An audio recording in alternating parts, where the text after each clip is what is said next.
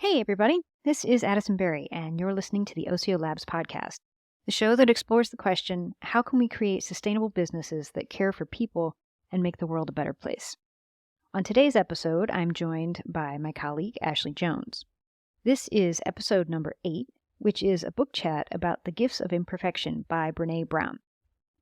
Now, this was Brené's third published book, and is the one that she recommends for people to start with on her work if you've not read any of her other books yet.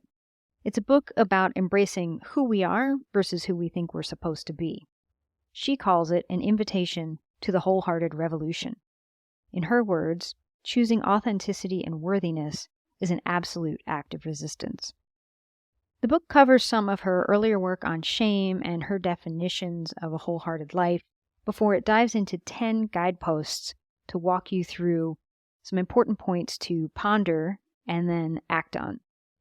And those are authenticity, self-compassion, resilient spirit, gratitude and joy, intuition and trusting faith, creativity, play and rest, calm and stillness, meaningful work, and then the last is laughter, song, and dance. Let's just dive into it and talk about The Gifts of Imperfection. What was your overall impression of this book, and would you recommend it or not? I really enjoyed this book, and I would definitely recommend it. And I feel like I would recommend it to just about anyone. Like, whether like you feel like you have it totally together and you're not really into self-help, or you really enjoy self-help books and you're like on this journey of personal improvement. I feel like there's something in this book for everyone, for sure. I loved it. What did you think? Yeah, I mean, I loved it. I read this book many years ago, and so this was like a rereading for me. And I loved it the first time I read it. And it's interesting, like the whole self-help thing, because it's certainly, I guess the kind of book it is and where you would find it in a bookstore or something like that. But I feel like this one it feels more, I don't know, the word that comes to mind for me is just real. Like it's less about Yes. fixing things on the surface, and it's more about really digging deep into who you are in a way Mm-hmm. that's it's I feel like it's more like a psychology or therapy than self-help or something, because it's really kind of digs pretty deep, I think, into some really cool things, and also still has action items, at the end of each guidepost or whatever, or something for you to think about or explore a little bit more.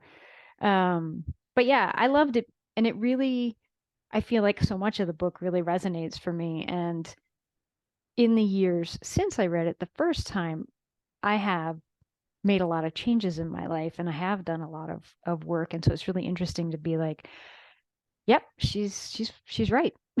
like this is like real deal stuff. And if you do work on it and change things, like it just like sort of fundamentally changes the way that you move through the world. So yeah, I love it, and I definitely would recommend it to anybody, because it just has some really, even if you don't read the whole book and take it all in and jive with the whole thing, I feel like there's something, like you said, there's sort of something in there for everyone. There's going to be some slice of this that you're like, oh, yeah, I feel what she's saying right there.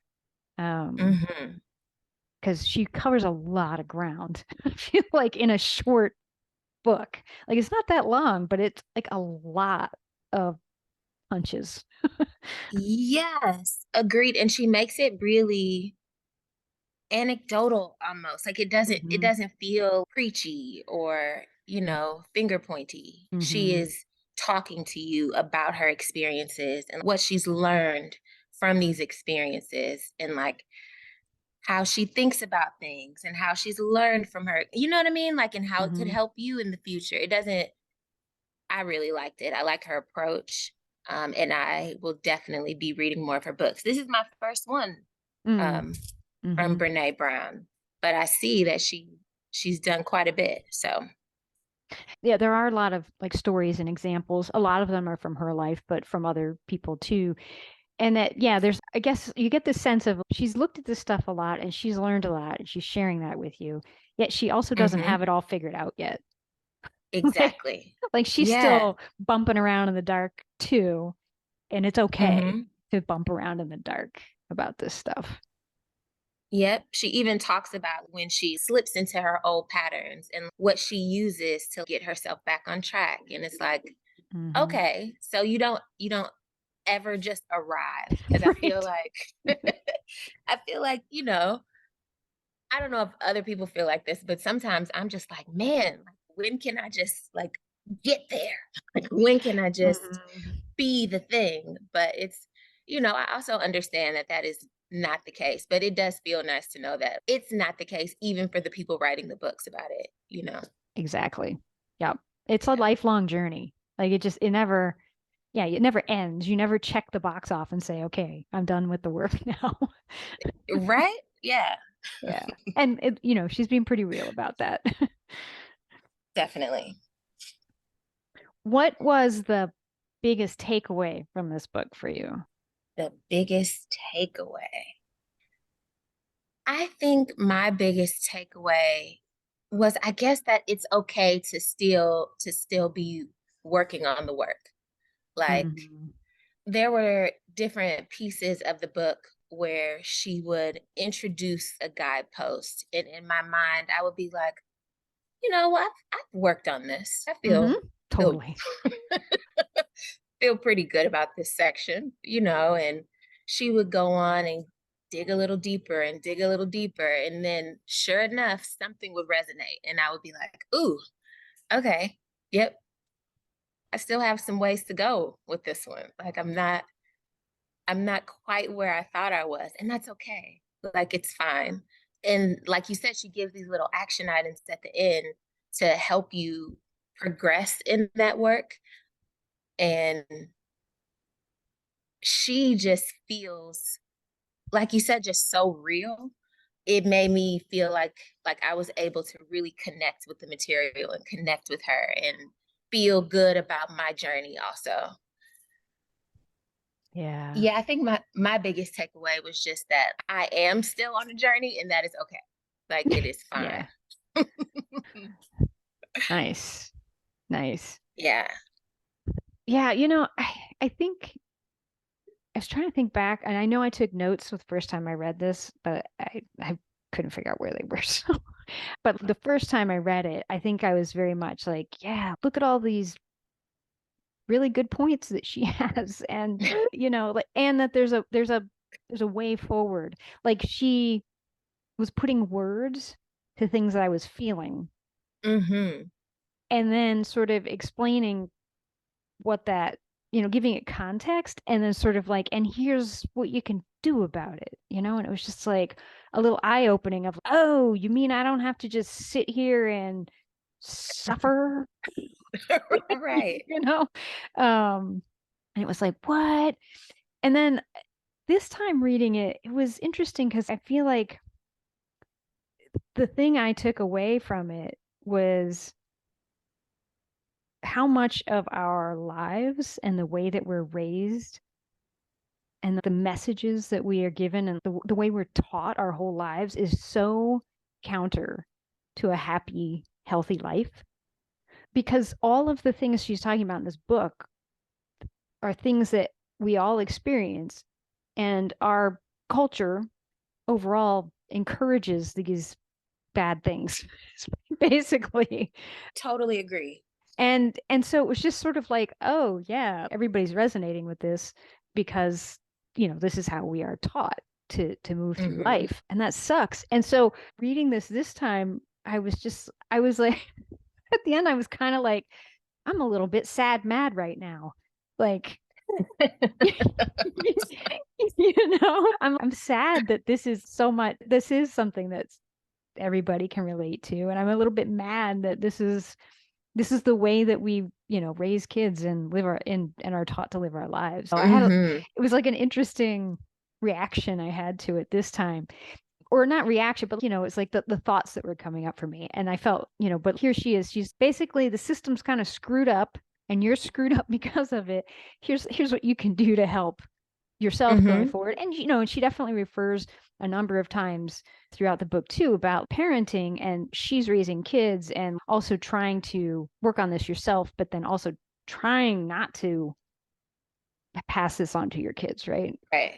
It's hard. But anyway, I think that was a big thing that I kind of felt from it this time. And I guess so the takeaway for me is, yes, this is the system we live in, and so everybody can relate to this book, which is why I would recommend it to everybody.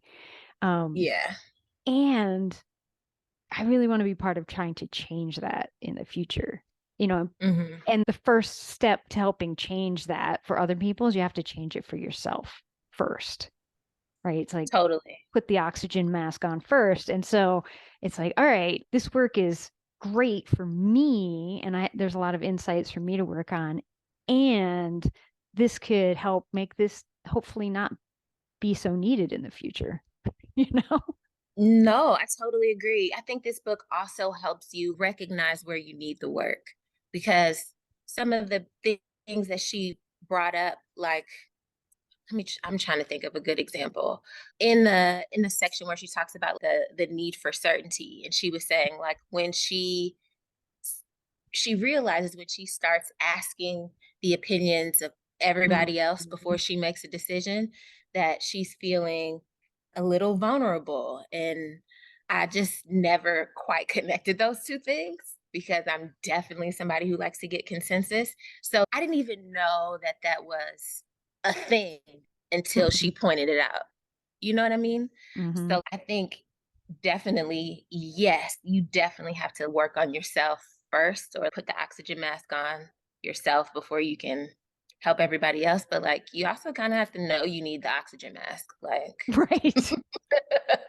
like, hey, Totally. Oh things are man. happening and they are not okay. Right. Totally.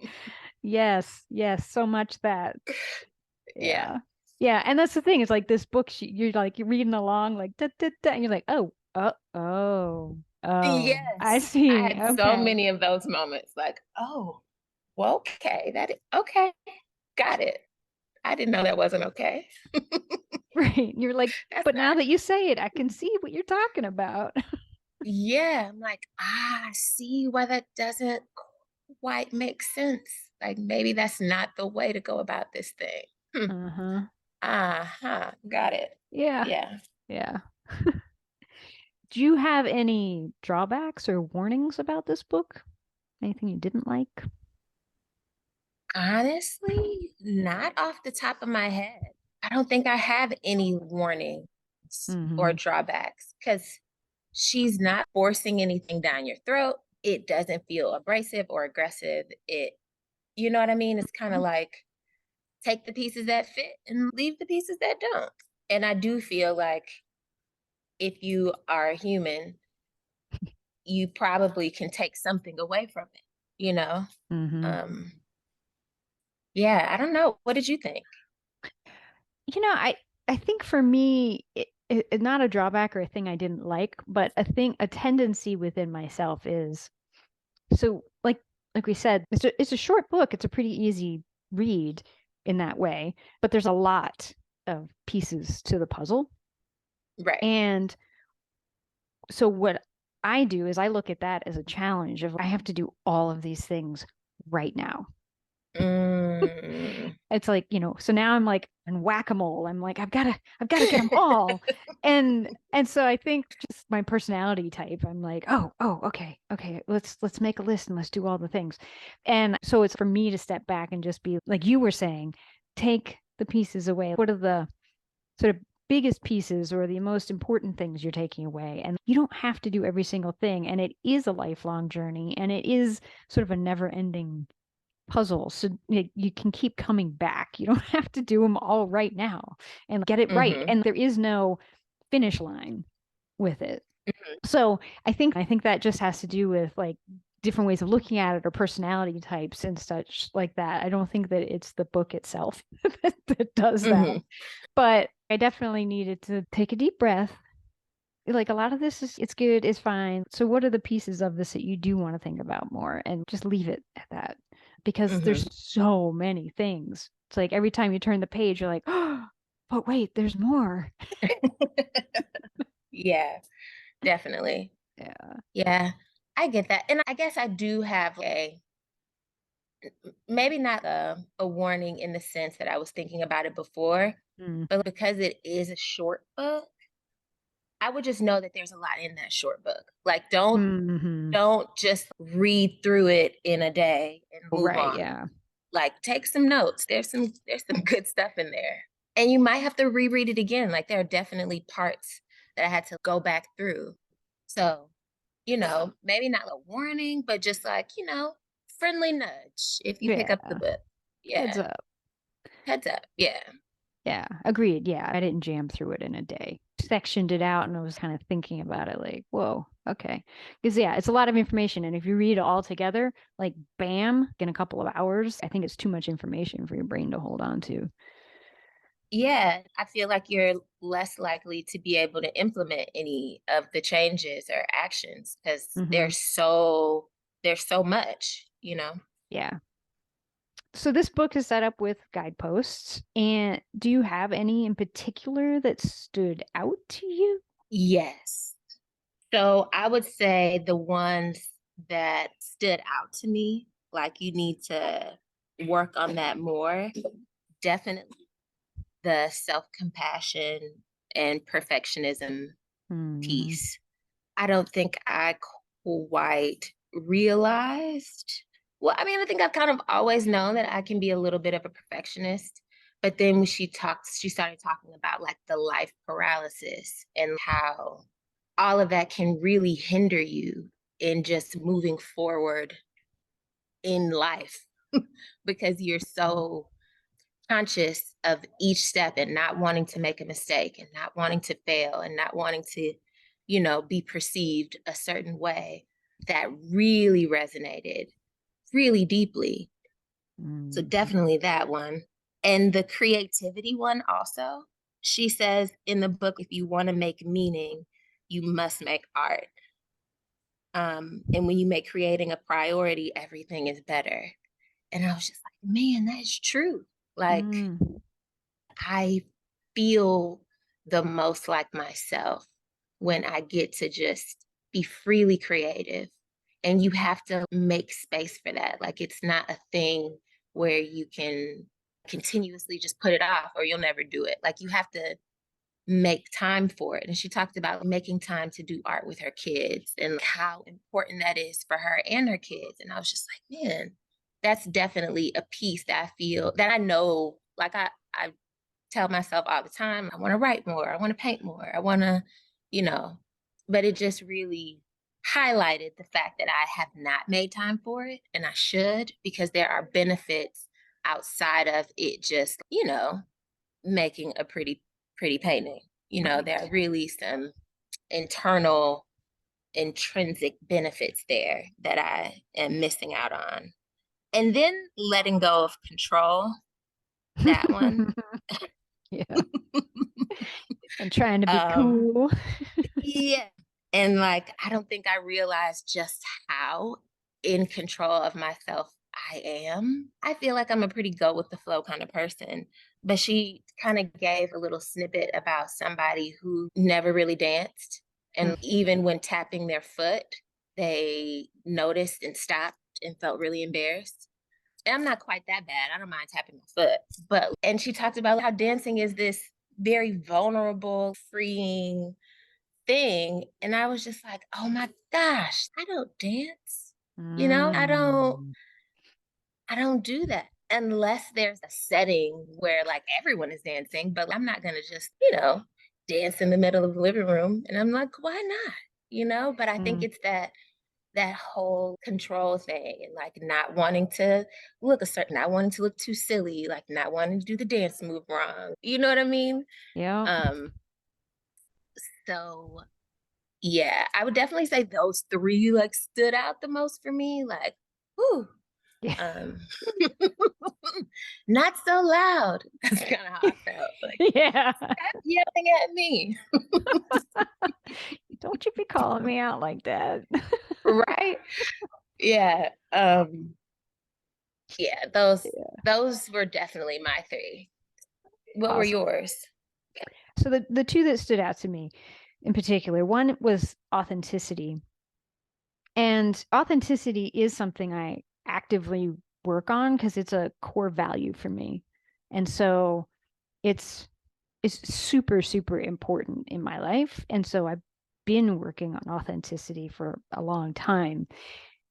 But it's particularly on my mind right now because I have been struggling with it lately because I've been going through I don't want to I don't want to say I'm going through changes. I guess what I'm doing, I feel more like I'm uncovering more of who I truly am, but I've sort of built a life around me based on, who I'm supposed to be instead of who I am.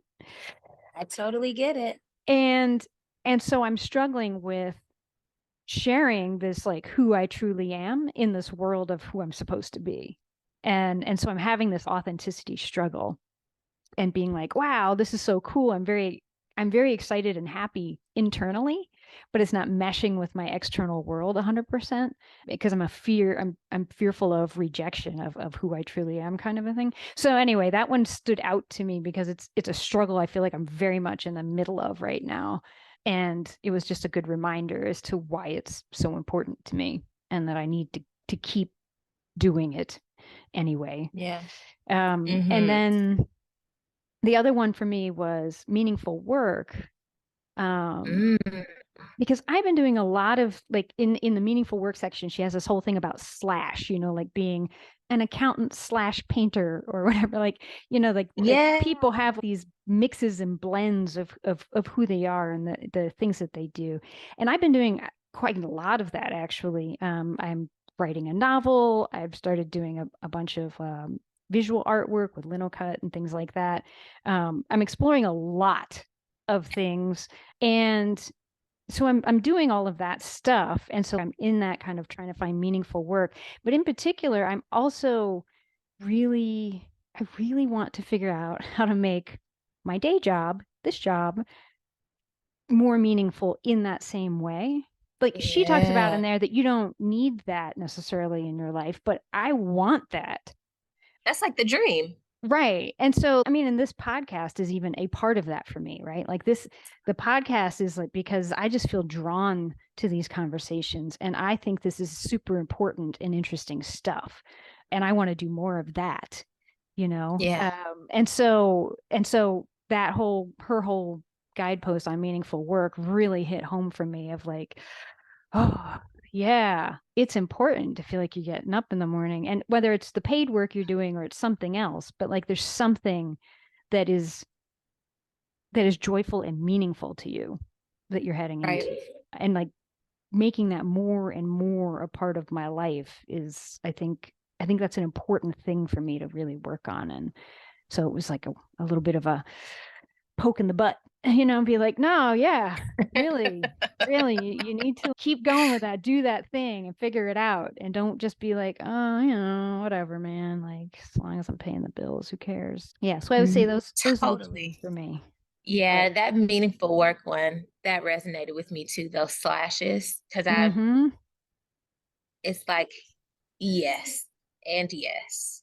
Like I would love to have more slashes and just figure out how to fit it all in. And I think Osio Labs is really cool because there is the flexibility to like add in a podcast, you know, to make the work more meaningful for you. I think that's wonderful. Yeah, it's kind of a unicorn. Yeah.